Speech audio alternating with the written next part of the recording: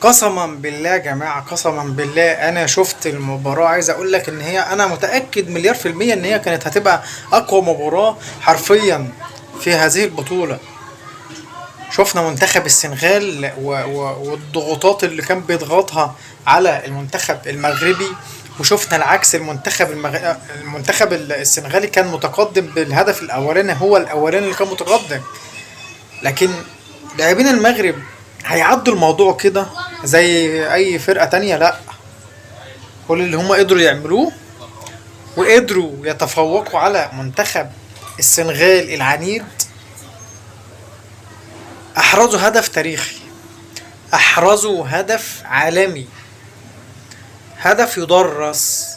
ما شاء الله يا جماعة، لعيبة عندها عزيمة، عندها قوة، عندها إرادة، عندها حلم عايزة تحققه، عندها جمهور مستنيها، عايزة تفرحه. فكل الحاجات دي يا جماعة لازم نتكلم عليها ولازم نفرح بيها.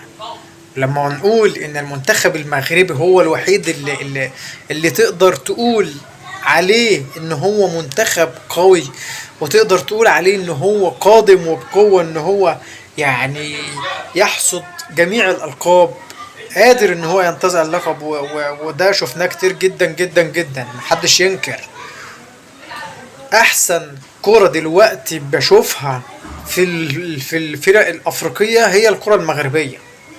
منتخب المغربي، المنتخب المغربي بجميع اعماره بقى، ما شاء الله، تحت ال17، تحت ال19، تحت ال20. حتى المنتخب يا جماعة، ده احنا الفوتوسال، ده احنا المغرب تفوق كل الفرق الافريقية بمراحل.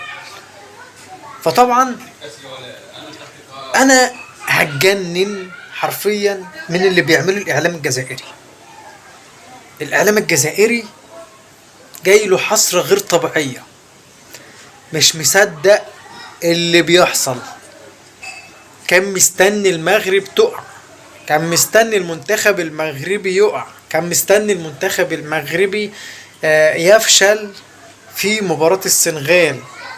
مع العلم، مع احترامي لاخواتنا الاشقاء السودانيين، السنغال اعلى من السودان في يعني في الرياضة في العموم. فانت ما تقارنش الجزائر والسودان زي المغرب والسنغال. المباراة دي كانت المفروض تبقى هي النهائي بصراحة. لكن شفنا أبناء المملكة المغربية قدروا يحافظوا على توازنهم رغم الدفاع اللي كان هش.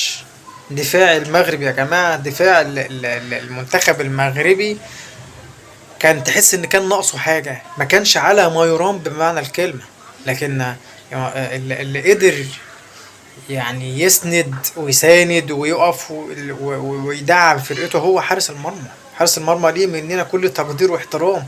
حارس مرمى المنتخب المغربي، حارس عارين المنتخب المغربي، حارس عملاق. وطبعا يعني انا عايز اقول لك، خط الوسط والهجوم ما عليهمش لوم خالص، يعني ما شاء الله. لا يعني لمسات، كانت لمسات كلها يعتبر بنسبة كبيرة جدا لمسات كويسة. لكن الدفاع هو اللي تكون عايزين نحافظ بقى في الفترة القادمة، في المباراة القادمة في النهائي ان شاء الله يبقى الفوز سهل باذن الله لابناء المملكة المغربية. عايزك تصلي على النبي والشريف القناة عشان توصل كل مننا كل ما هو جديد وحصر. السلام عليكم ورحمة الله وبركاته.